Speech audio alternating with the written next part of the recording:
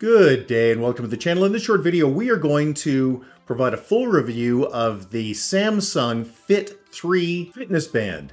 Specifically, this one right here. We're going to unbox it, we're going to set it up from scratch, and we'll go over the features. But before we get to that, let's explain a couple of things. After we set this up for our own use, we found that the defaults were spot on what we wanted. We changed nothing. I went through every setting and in the end just left it at factory. No configuration. It just works great out of the box. Now I did learn a couple of things and I'll pass those tips on to you. But before we get into that, let's just explain quickly that I was originally rocking an Amazfit Band 5. And after 4 or 5 years of abuse, it's finally packed it in. It's just not reliable anymore. It keeps resetting on me. So I was naturally going to go to the Amazfit Band 7. This product is roughly the same size. It's the same price, $60 Canadian. So let's just call it 42 US. Crazy cheap. So why choose one over the other in case you're watching this and haven't decided yet? The only real advantage to the Amazfit Band 7 is that it works with Apple products. I'm a Samsung guy, I don't care. Now note that the Samsung Galaxy Fit 3 does not require a Samsung phone. It just requires an Android phone. So if you have an LG or a Sony or whatever else you've got, it'll work with it as long as it's Android. So let's look at the Samsung Galaxy Fit 3 in a little more detail, then we'll crack it open and we'll set it up. Really, the only thing you need to know about this, other than it's an awesome product, is that it's missing 3 things that some people care about. I don't, you probably don't, but some do. The first is it doesn't have a microphone. You think, why would a watch have a microphone? Well, what if you're receiving a call? Can you receive a call on this? No, you can't. What if somebody texts you and you want to have a verbal response back to them? Can't do it. Just doesn't support it. It does have a bunch of pre-built text responses and you can customize those, but you can't do it with your voice. Second thing it's missing is a speaker. So it only has haptic feedback. What that means is it shakes. So if there's an alert that comes in, it doesn't go or whatever, or the phone doesn't ring, whatever. It simply vibrates. Big deal? Not to me. Third thing it's missing, GPS. Now, it does work with GPS, but you have to have your phone with you, like this one. Now, this is a Samsung Galaxy S25, but as mentioned, any Android will work. So if that's with you, GPS stuff works beautifully. If it's not with you, it will track your steps and movement. It won't be able to map it out for you. Most people just don't care. If you're going for a run or you're going for a bike ride like I do a lot, you're going to bring your phone with you, put it in your fanny pack or wherever else you've got it so that you can control your music, which you can do, by the way, through your watch. Okay, so let's get to it. All right, as you can see, we've already unboxed it because there's nothing in the box. There's a little manual that you're going to ignore, and there's this little charge cable. It's magnetic, so it just pops on the back and you're happy. And this is a USB Type-C, so if you don't have a USB Type-C charger, you're going to need to buy one. Now in my case, I didn't have one handy, so I just plugged it into my laptop, and bingo, this charged from about 10% to 100% in about an hour, which I was very happy with. So we'll power it up in a second, but we'll go over the device itself. It has one button, which is this one on the side. You can set it to double click if you want to any program that's on here. And you can also see that on the back is the sensor block. That's what's going to give you your heart rate, blood oxygen, so on and so forth. There's nothing else around it. In the unlikely event you want to change the band anytime soon, there's a little release right there. So you press it and it just pops off and you can simply pop it back on. So if you don't like the band it ships with, go change it. One thing I noted was when I put it on, you'll see that it has a funky, very sporty way to lock that band into place, which is to tuck this underneath. And I can tell you my 94-year-old father, who really likes these types of things, can't do that. His hand just isn't capable of tucking that under. And especially when it was brand new, it was a little stiff trying to get it under there. It was just not very convenient. Now it seems a little better, but I still think for a lot of seniors that will be a challenge. But for me, it was just fine. Okay, so you press the only button to power it up. If it doesn't power up, it's just out of juice, so put it on your charger. All right, if it comes up in a language you don't speak or you don't like, just change it. And it says, oh, geez, to get started, you need to have the app. What app? Well, it's pretty simple. It's literally called Wearable. So just go to the Play Store and search for Wearable.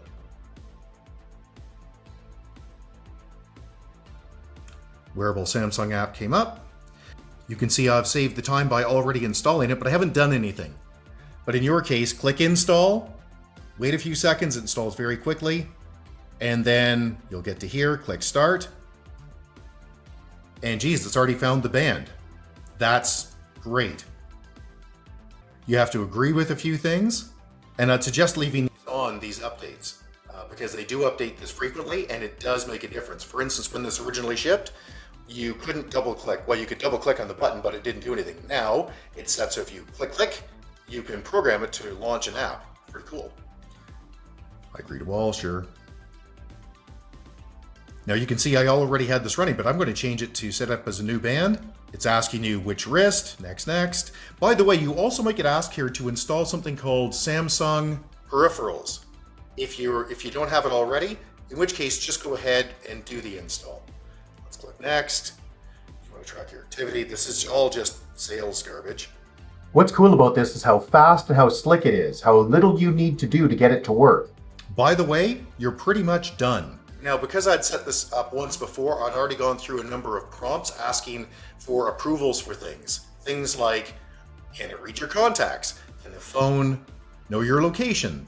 Things like that. And yes, I had said yes to all of them, but it's pretty much click next. Almost everything you can configure on the watch, you can also configure in the app. And we'll skip the built-in tour because this is what it's going to teach us. It's going to teach us that if we swipe to the left, we get what they call tiles, which are just apps that are already running. Things like the weather and your calendar and the ability to pause and play and skip to the next song that you're listening to. If you swipe down, you'll get what they call quick settings. If you swipe up, they get what they call apps, which are just programs that are not already running. And if you swipe to the left, you'll get notifications. Now, one of the nice things that I noticed when I was using this was that without making any configuration changes at all, when I was biking and I'd gone to Samsung Health, it is now added in telling me my heart rate at every kilometer, which is wonderful. With non-Samsung devices, you can usually set them up to do those kinds of things in the Samsung Health app, but it's a pain. And I can tell you with my Amazfit product, it just didn't do it at all. So this is a nice improvement. So I'm going to click skip because it's just going to show you what we've already done. If you don't like the watch face, you can simply just press and hold and change your watch face to any of the ones that are built in here. But you can also download a lot more of them by going to your phone. And these are all free, so they're not going to jam you up. And you can see by default, it's giving me the date and the time, the number of steps that I've done today, which is actually pulled off of the phone, my heart rate, which it not counting because it's not on my watch, on my wrist right now, and how much battery is left. So let's just swipe through this. So there's an overall health monitor, don't care. These are my workouts, don't care for now. Sleep score, because I did have it on for sleeping. Now you'll remember I said on the home screen, if I want to change the watch face, I can just press and hold. It's the same with all of these little tiles. I can simply press and hold, and I could slide it around so it's in a different order. So I can make it at the start or the end or wherever. Where I am, the weather, calendar, media controls, heart rate, I could force it to. Now I can also add tiles, and you can see there's an alarm, a timer, a world clock, a few other things. But I don't want any of those because I like the defaults on this. It checks all of the stuff I care about frequently enough that I'm happy just to leave it just the way it is. And you'll notice that no matter what you're doing, if I press the home button, it will take you back to the home screen. So let's swipe down now, and that will take you to quick settings. And you notice there are two dots along the bottom here, meaning there are two panels that we can go to. And here's something that is actually quite useful. So let's swipe down. There is something called flashlight mode. This is something that the Amazfit did not have. All it does is turn the screen on fully. So you can swipe it up to make it brighter. And a little hidden feature is if you swipe to the right here, it'll change to an alerting screen, just flashing, which is kind of nice if you're, stuck in the ditch or something. And there's airplane mode. Water mode is also one you're going to need to know about. So what that's saying is, hey, I'm planning to go in the water and like at a beach or swimming or whatever, and I don't want the water to be detected as putting an input on the screen. I just want to have it turn off. So now how do you turn off water mode after you've come back from swimming? No problem. Just press and hold it. There it is, water lock off. Simple.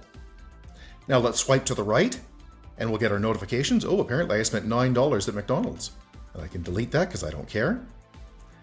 Swipe up. And here are a bunch of apps that are not necessarily running all of the time. Really, the only one that's here that's that you haven't seen before is the calculator. Is it a big deal? No. Now I'm in here and I've done a bunch of things and now I want to get out of it. How do I get out of this? No problem, just press the home button. Boop. All right, one last important thing to mention. This is using a custom operating system. This is not running WearOS. WearOS is Samsung's proprietary operating system that goes on their watches. And I'm talking about their full feature watches, you know, the round ones you can load all kinds of apps onto and people love them. Okay, but that adds a ton of complexity and makes it much more difficult to use. This is the right product for most standard consumers. If you're not a professional athlete, this is probably the right one for you.